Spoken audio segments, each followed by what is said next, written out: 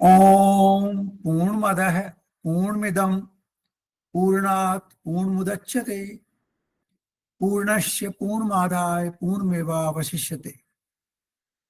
So welcome to our Saturday morning session and also hearty congratulations on the International Yoga Day. So we will continue on our journey of Mundak Upanishad. Today we will start the second Mundak. We have covered the two parts of the first Mundak, and today onwards we will take the second Mundak. Now this Upanishad is in a very systematic way. In the first Mundak, in part 1, the profound question was raised by Rishi Saunaka, and then Rishi Angiras started answering that question, and he started talking about vidya and avidya, or we can say paravidya and apara vidya. And then he first briefly explained what is paravidya, gave a brief reference, and then he came to apara vidya, and then he explained that how we do the karma in this world, but this route of karma is not a stable route, and it doesn't take us to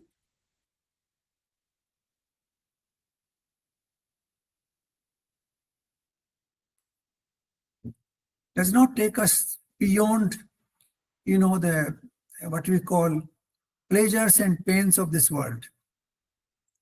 And it ends, this part ends with a very fabulous reference, which is called lokon ka parikshan karna, that we should examine the happenings in this world and then go to vairagya. Then we turn to what we call detachment from this world. Now I want to speak a little bit more about this very profound word, because this is the reality in our world where we live, that we all want to enjoy the pleasures of this world without examining them properly. So we should examine this process of examination should be rooted in each one of us. There are three ways of examining this process. One is the pratyaksh praman, second is anuman, and third is agam. Agam is the shastras. So pratyaksh praman is the one we experience. Now we experience different things. For example, we experience accumulation of wealth. Does it really lead to eternal happiness? And then we come to a conclusion. We see people acquiring a lot of power. Does it really lead to eternal happiness? Then we come to a conclusion.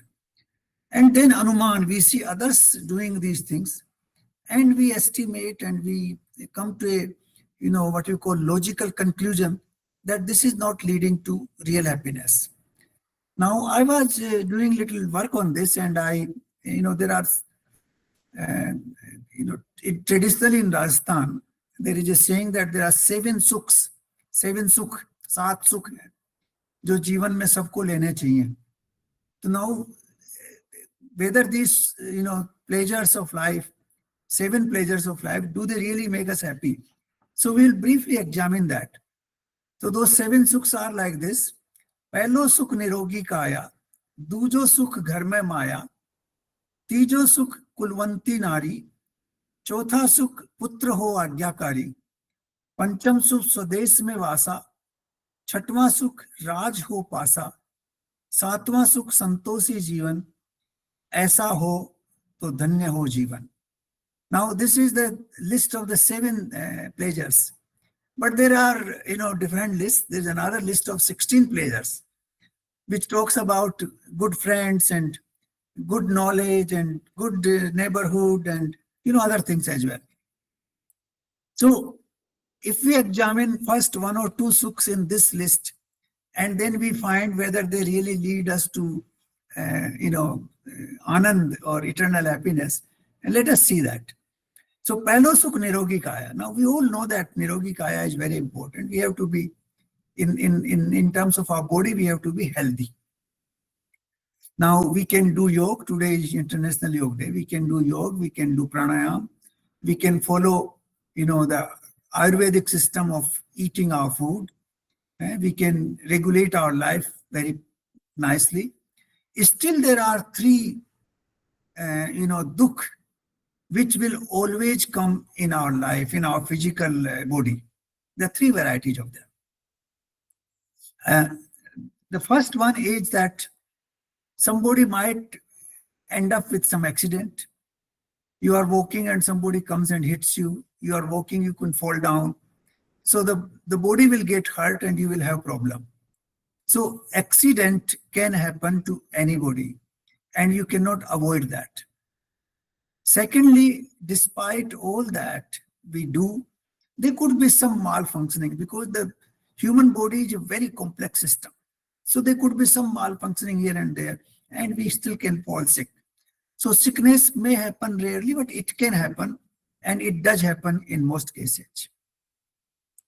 Thirdly, you cannot avoid the problems of old age.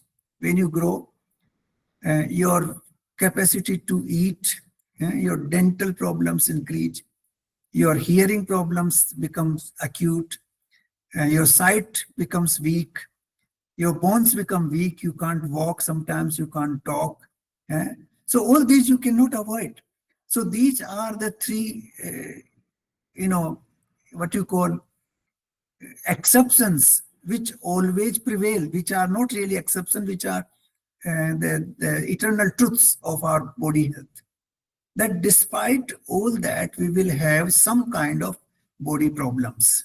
This is an eternal truth, that body problems will lead to some sort of, dukh in our body. So this is one.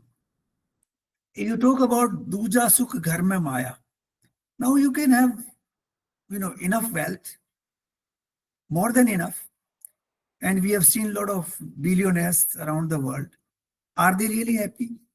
Are we really happy when we have a lot of wealth? We get into problem.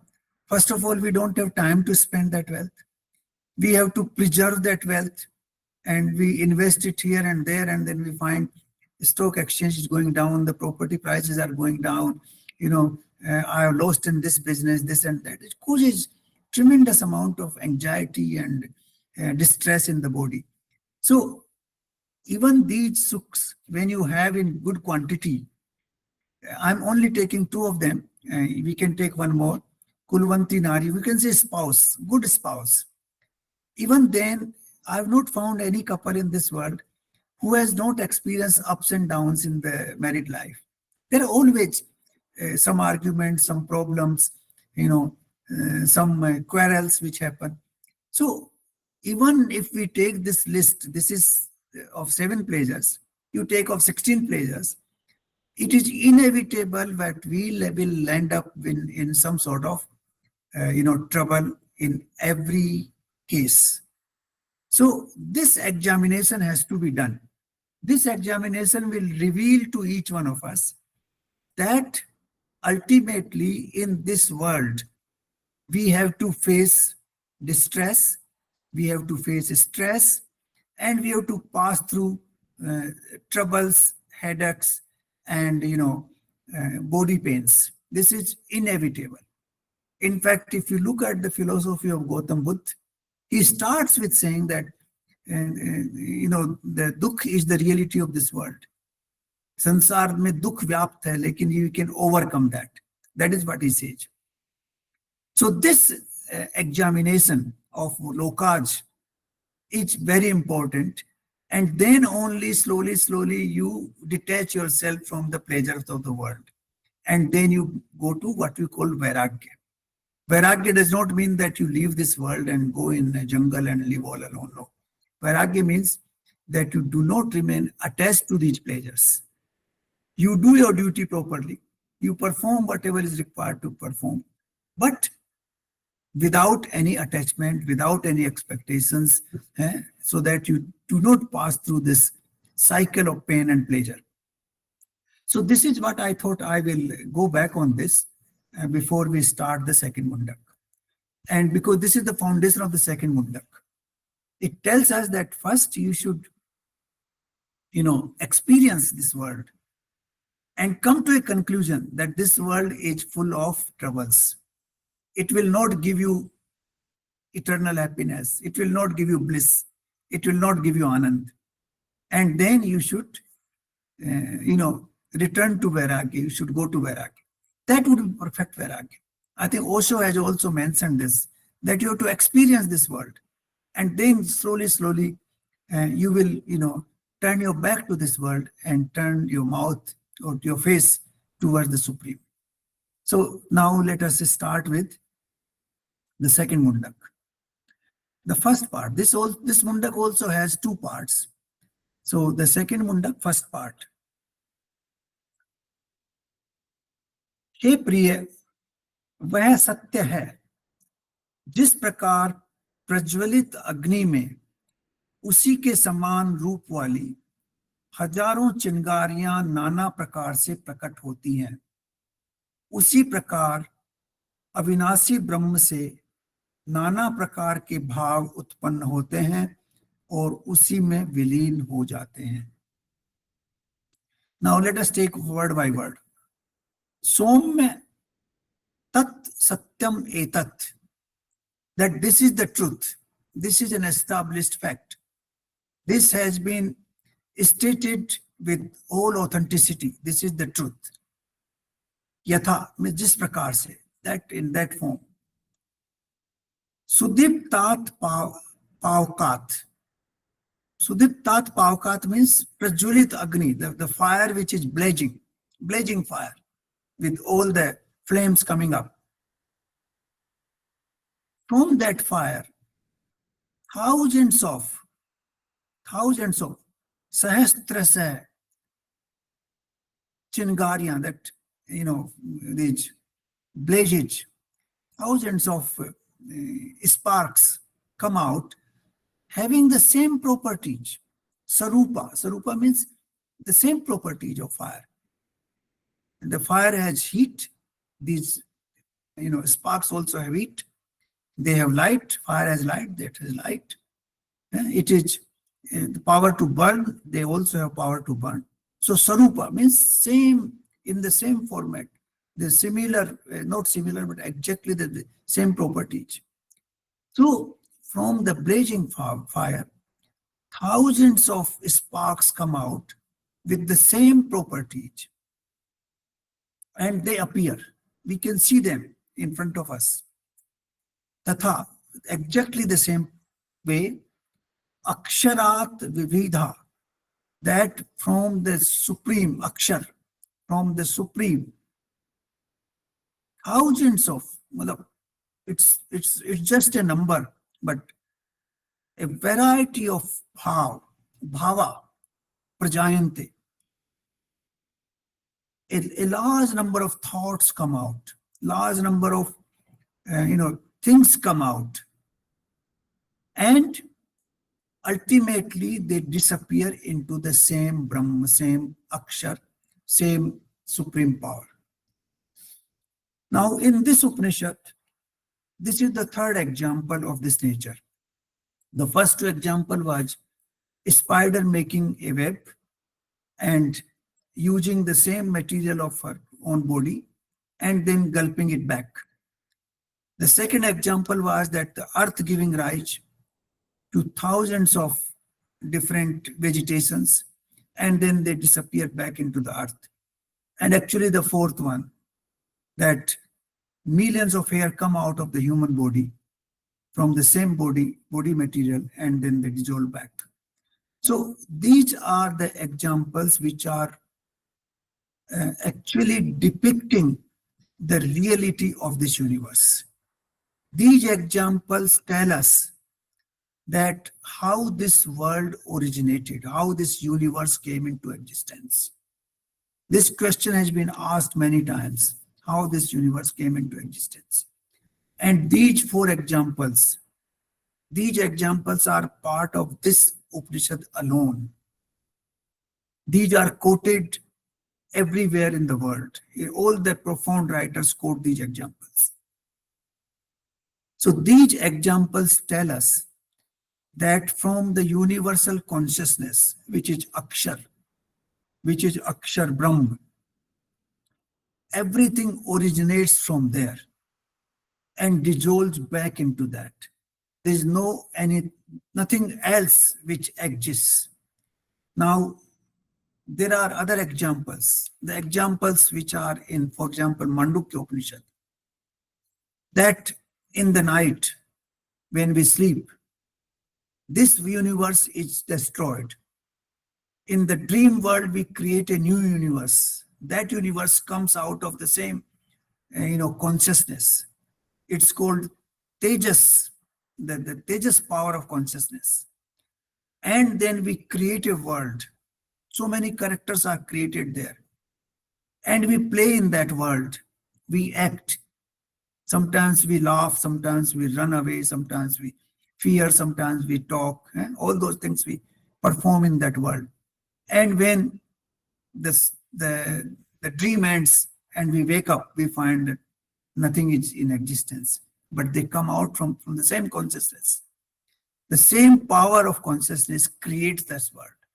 So these are the examples which explain how this universe came into existence from the same universal consciousness which creates multiplicity in the world, and then all those multiplicity dissolve into the same universal consciousness. Let us explain it in a different way, from more practical side. Now we see thousands of different ornaments are made of gold. Millions of different ornaments. You go to a fashion house or you go to a jewelry shop, you'll find so many varieties. Now they're all made of gold. The gold is the only content there. So the content is the gold.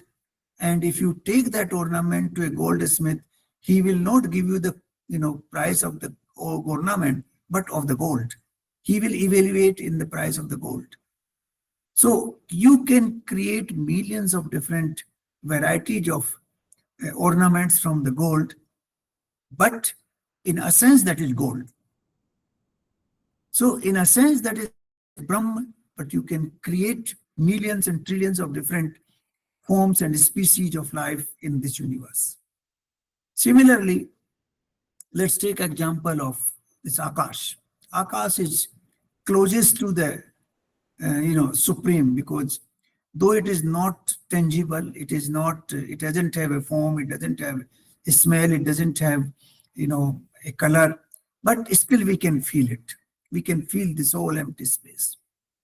Now in the same empty space, or the Akash, we can create a toilet, we can create a warehouse, we can create a small toy, we can create a road, we can create a football ground, we can create a big city, we can create a big agriculture farm, we can create, our human body also exists in this Akash. Even within this body is Akash, because I cannot exist if there's no Akash in the body. So the Akash is inside, and Akash is outside, and Akash is everywhere. So this is the meaning here, that everything which we see in this multiple form in this universe, they all originate from the Supreme and they dissolve back into the Supreme. And these 4-5 examples are very, foundational examples in this Upanishad. So this is one big question which modern science keep raising, and this Upanishad had answered this question thousands of years back in time, but they still are looking for an answer how this world came into existence, because the modern science is looking into matter. They want to examine different variety of matters. They go to atom, and now they go to what we call subparticle physics, and they've gone to quark, And then they find that ultimately it turns into the wave. So there's no difference between matter and wave. The matter and wave are the same. They have come to that conclusion. But once they go further down, when they examine it further, they will realize that consciousness is the foundation of all this multiplicity which we see in this universe. So this is one thing which we saw. Now, next verse.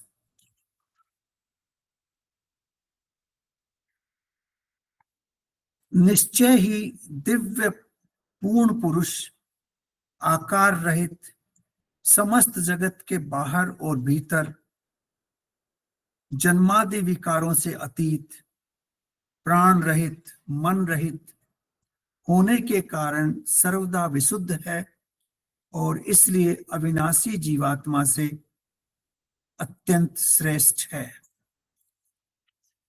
Now this is again explaining how this Parampurus, how this Brahman, how this consciousness, supreme consciousness, is the most profound and purest in every respect.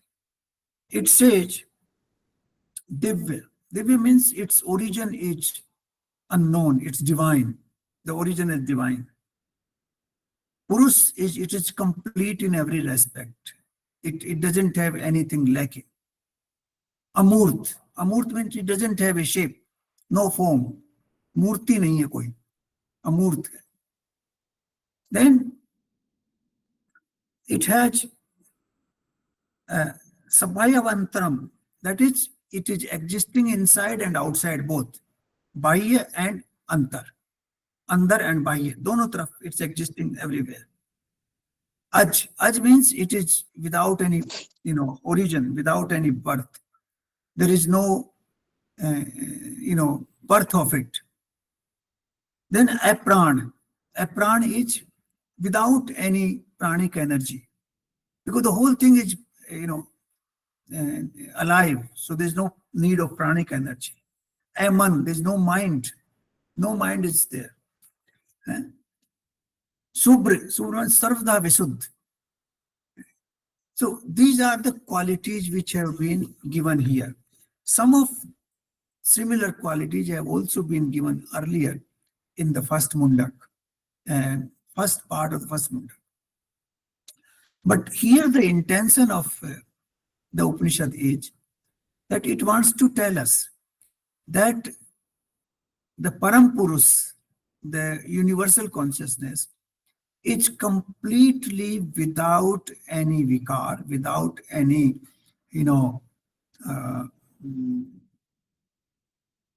I don't know how to say, it's absolutely pure. It has no impurities of any kind. And that is why it is describing it. It has no form, because as soon as you have form, impurity come into being. One form and another form, so there would be, it cannot have multiple forms if it is only one form. It has to be broken and then the new form has to be made. So the impurities come into play. A pran, if there's a pran, then also impurities come into play. If there's a mind, then impurities come into play. Yeah? So similarly, if it is having any other vikar, any other, impurity, it cannot be the foundation of this universe. So here the intention of the Upanishad is to tell us that this energy, this power, this Brahma Shakti or this Param Shakti, this Akshar Shakti, is absolutely pure, absolutely perfect in every respect. So this is what the meaning is. It's like when we talk about it's Purna. It's Purna but also pure in every respect. Okay? So this is everything is covered into that. So this is what this Shakti is, from where this whole universe originates. So from there, everything originates. Now, let me go to Bhagavad Gita a little bit before I come back to the Upanishad. Now, this is the chapter 9, verse number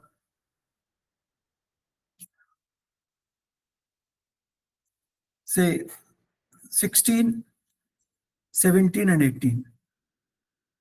16 says, कृत मैं हूं, यज्ञ मैं हूं, स्वधा मैं हूं, औषधि मैं हूं, मंत्र मैं हूं, धृत मैं हूं, अग्नि मैं हूं, हवन रूप क्रिया भी मैं हूं.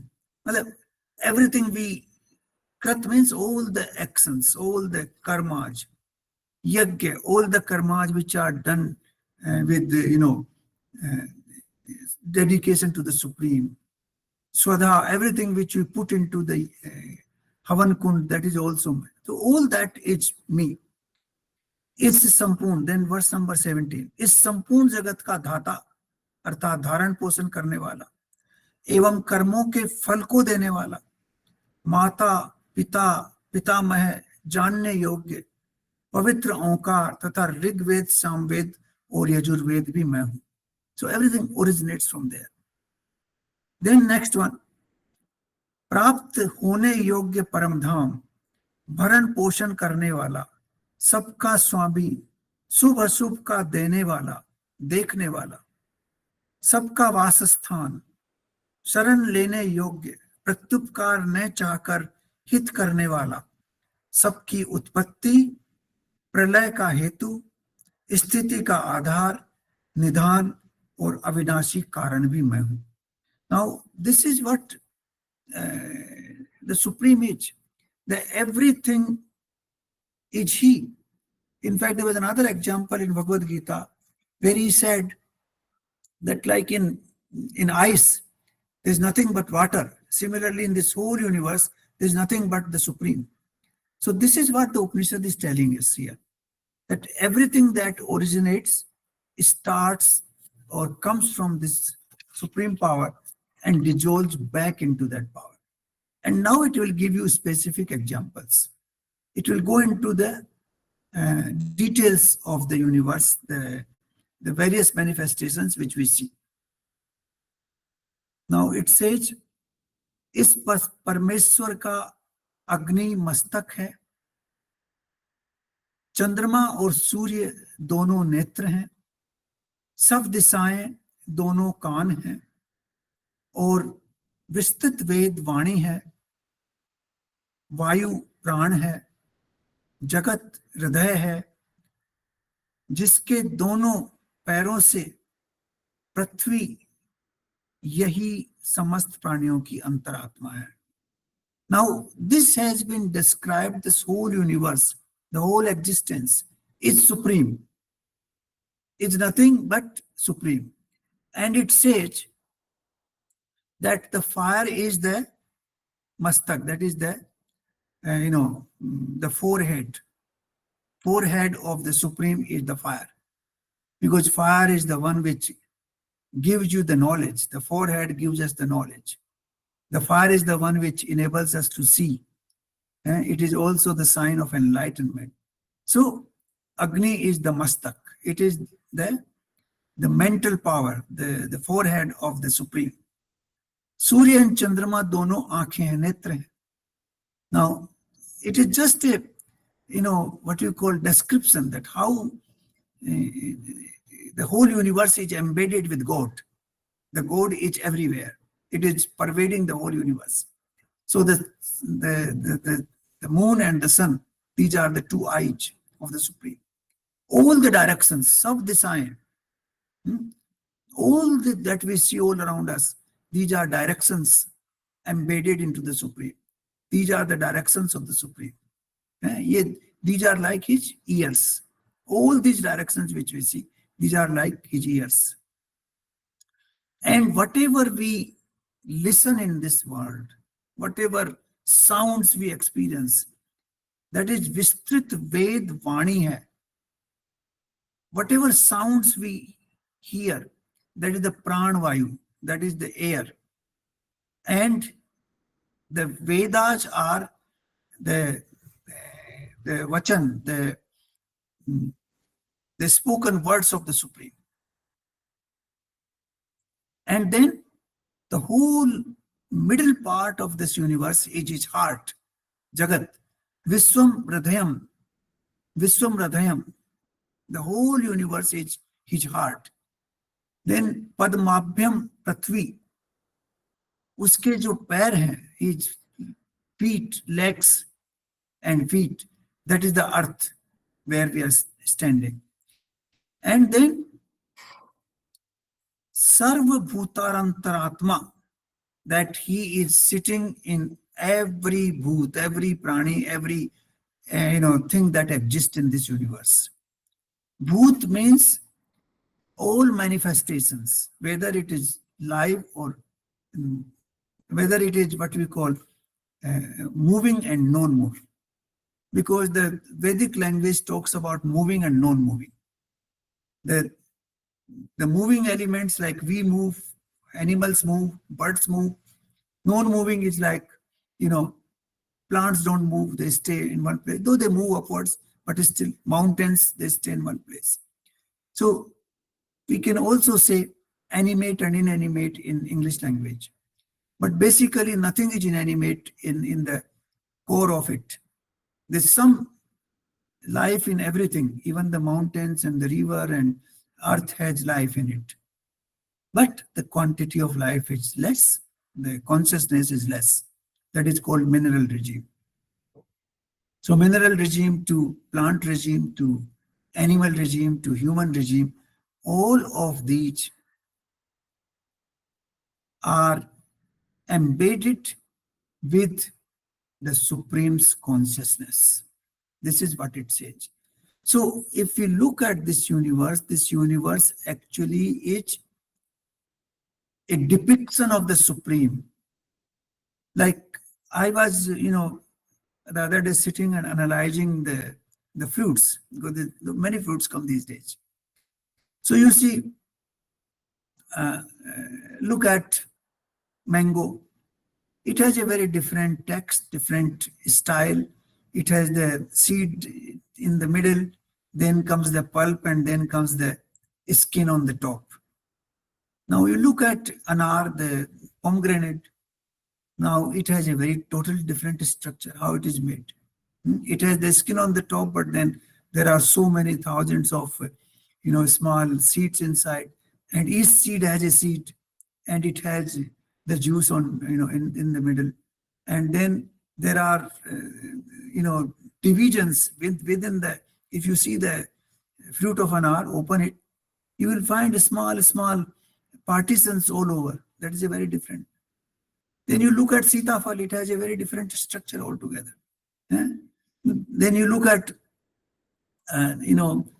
taste of different fruits. Like these days we have jamun, lot of jamuns are coming, and a lot of these other smaller fruits are coming. So each fruit, if you examine, it's a different structure, different taste, different way of presentation. Like sahtut is a very different way of presenting itself. So even analyzing a few fruits will give you the miracle of this universe, how it has been done. Can you repack an R fruit anytime? It's impossible to repack it. And you see, it has been packed. The greatest packer in this universe is the Supreme. He makes the packing perfect. It is preserved totally. Once you open it up, it cannot be repacked that way. It's impossible. So even human body, for example, such a fantastic packing. All the ingredients, all the equipments are set into each other and properly packed with the skin and designed in such a way that nobody can pack it again. If you take it out, it's impossible to pack it. So this is the power. This is the power of the Supreme. Now you look at the power of the sun. We discussed this briefly earlier. From 10 crore miles away, that's 15 crore kilometers away, it impacts the entire life cycle on this universe. When we eat, how we eat, what season will come, what fruits will come, the water cycle, whether the rivers will flow or not, whether the snow will come or rain will come. You can imagine, even the fertility of the earth is impacted by that. The fertility The digestive power of the human being is impacted by this sun. Everything you can imagine is impacted.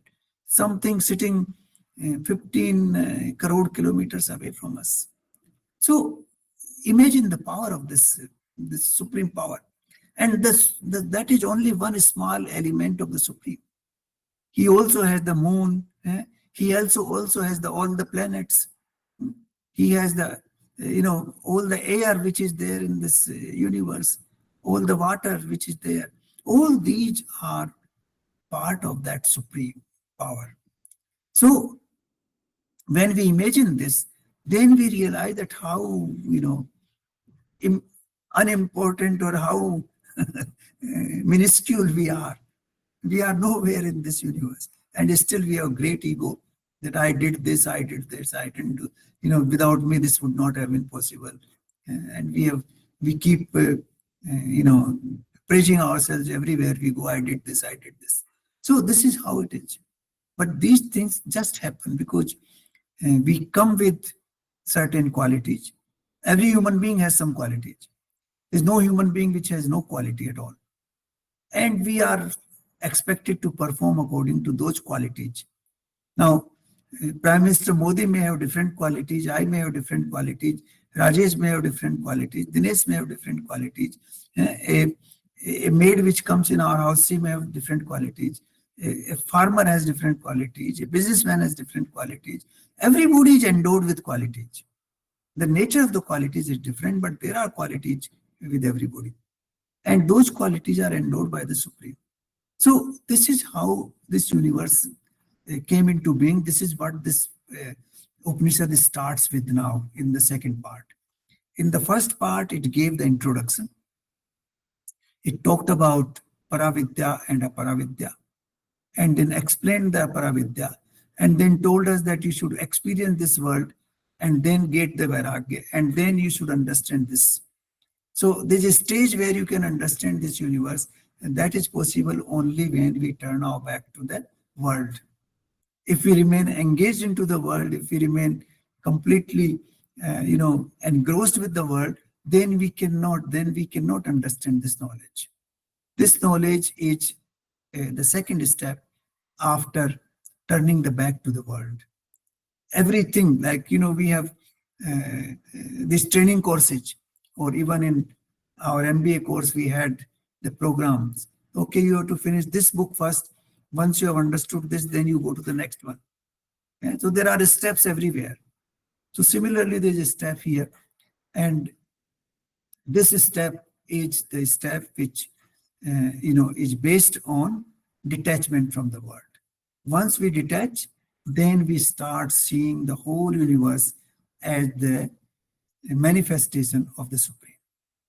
So this is where I will end. We have covered verse number 4, and we'll continue in the remaining part of the first part of second Mundak in the next session. So thank you very much.